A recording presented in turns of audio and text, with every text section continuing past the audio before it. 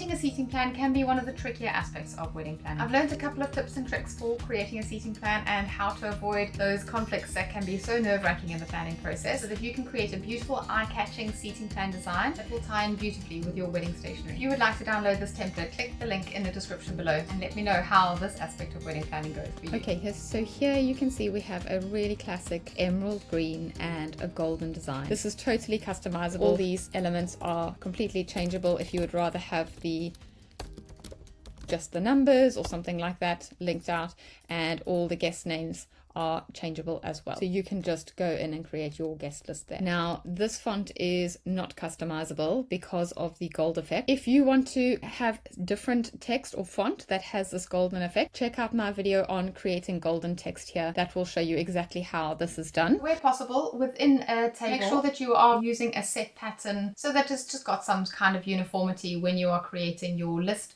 So it might be male, female, male, female. It just creates that rhythm as you are reading it. All of this font is completely customizable. If you wanted to change the green that we've got here, you just come up and click here and you change it to whatever you want it to be. The planning process behind the seating plan can be quite intricate. So stick around for some tips and tricks at the end of this video for how to do that. Here again, this is completely customizable. You can change the font, you can change the text to the bride and groom's names. All of this is completely customizable for your guests. Here we have a second eucalyptus design. Simple and fresh. We have just the table numbers written out in full, which is also very elegant. And as you can see, we have a variety of different headers at the top of each of these. You can customize these as you like. You can have your own or get some ideas from some of these. Here we have table 1, table 2. This is a gorgeous wildflower theme, really so lively and colorful, very, very effective. Again, all of these colors and fonts can be adjusted. Remember our top tip in terms of colors, you can go down to photo colors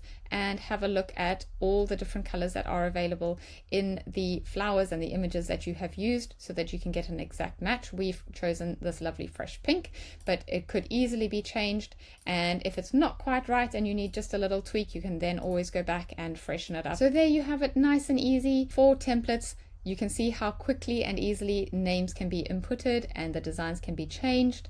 That is available to download in the comments below. And now you've also got some ideas if you wanted to create your own. We chose to print ours out on an A1 size. That was one of the very, very largest sizes. This was on a nice large easel as you walked into the room, really prominent and easy to spot. In terms of what to print these boards on, you have a variety of options, and it's always worth checking out with your printers what options they have and doing a cost comparison. The ones that we decided to use for the latest wedding were actually recommended by the printer is these Corex boards. So I've just got a picture of a side profile for you so that you can see the little air pockets that they've created. They are actually really lightweight. They're made of a plastic and they can be printed at a large scale. These were lightweight, they were relatively cheap to print, and they actually held the color really nicely. Another option is foam board. So you've got 2 smooth layers that are sort of sandwiched with foam in between, and you get different thicknesses of the foam, and it's surprisingly sturdy. At least you know which ones will be effective. Pick your favorite, put in your guess, customize it,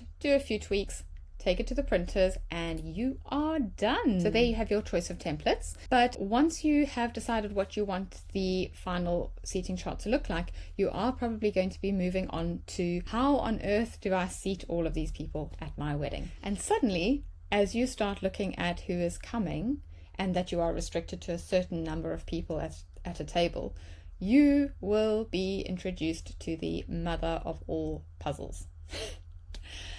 Good luck.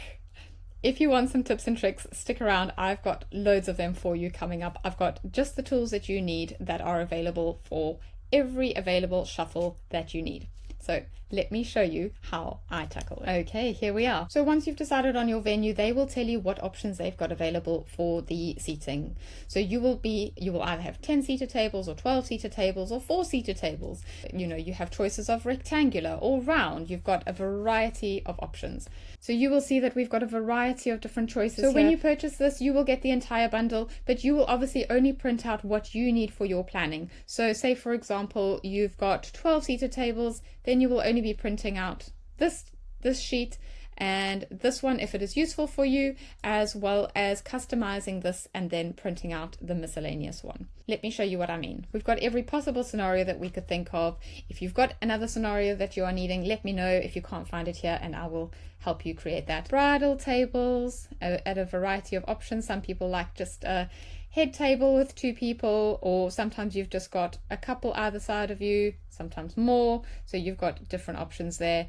And then we've also got some miscellaneous furniture, which is just remembering that we need to also cater for things like a DJ table or a gift table, your seating chart space. So I've just blocked out a little space here where if you have your seating chart available on an easel, that it is there. Something like a cake table, lectern where speeches take place, food tables might be a couple more of these, and your welcome board if that is separate. Now, I am old school and I like to print these out, cut them out, and actually maneuver them around. I'm going to show you an example of how I do that in just a second.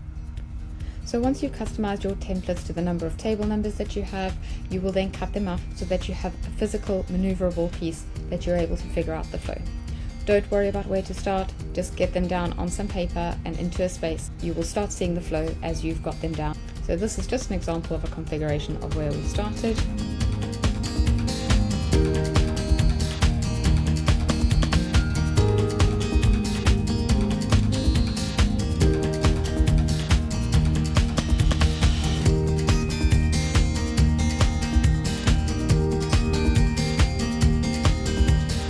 If you want to allocate specific places, for example having name place cards on the tables, you will want to perhaps print out your seating plan in black and white small and allocate numbers to those, and you can create corresponding numbers on your table plans. You might also then discover that there's some dynamic happening where actually table 4 needs to be where table 1 is. Simply change the names there and then move those people there. I realized here that I had an elderly gentleman that would not be able to hear because of the loud music and the speakers. So that's why I chose to move these 2 tables around, and I have literally just placed him now at table 1, and then table 4 has moved.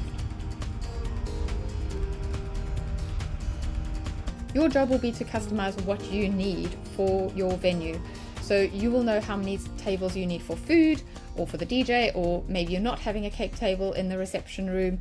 This is just something that you can customize for yourself, and this is really just a starting point, something that will hopefully be helpful as you are mapping them out. It's important to remember that this will not be to scale, because these are just literally blocks of areas that you're wanting to maneuver around and have a bit of a visual image of how it can work, and often different scenarios as well. Give very careful consideration to where the speakers are going to be in the room. Often you will find that the older guests find it very difficult to hear as it is with a lot of people around. So make sure that you are placing them away from the speakers, but where they still get a good view of the bride and groom. And on that note of very loud music, make sure that you ask your DJ or the person that's in charge of your background music to make sure that they keep the volume relatively low for the meal part of the evening. But this for me is really tactile. It's about having the images and being able to physically move them around. Now, some people might prefer to do this on the computer, and that's absolutely fine.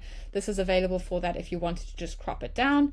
But for me, the physical act of moving it around helps me really think through people's movements and their behavior and where they might be going to first and where they might be going to next, where you can actually literally start to see the flow that you are wanting to create. So that's available to download as well if that is a useful planning tool. I'm going to talk you through exactly how I do something like this as well. Now, this is just a final floor plan that I've created. It's just literally a sheet that is included in the bundle. I would print this out at an A3 size, so it's nice and big, or even bigger. Once you've got this, you might want to use some blue tack where you're able to actually stick down your pieces, but you don't want them stuck down with glue, that you're actually able to then maneuver them around at a later date, where you suddenly get to your venue and you think, oh yeah, I didn't remember that this place has pillars through the middle of it, I can't put my table there. Then you'll be wanting something that's easily maneuverable so that people helping you set up are aware of their vision and what they are trying to create for you. Let me show you how I do that. I'm going to think carefully about what my venue has available and what I need.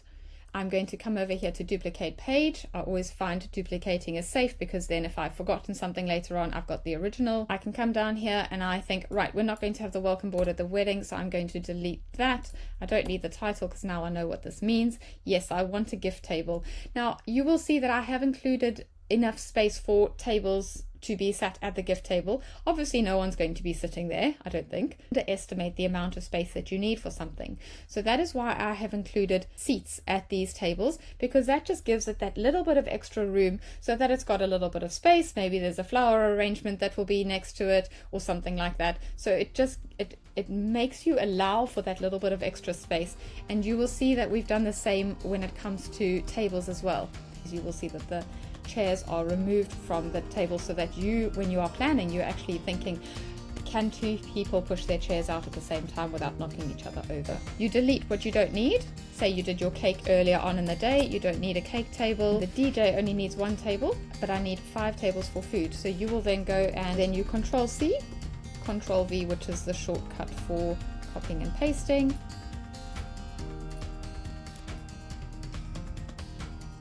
There you have it.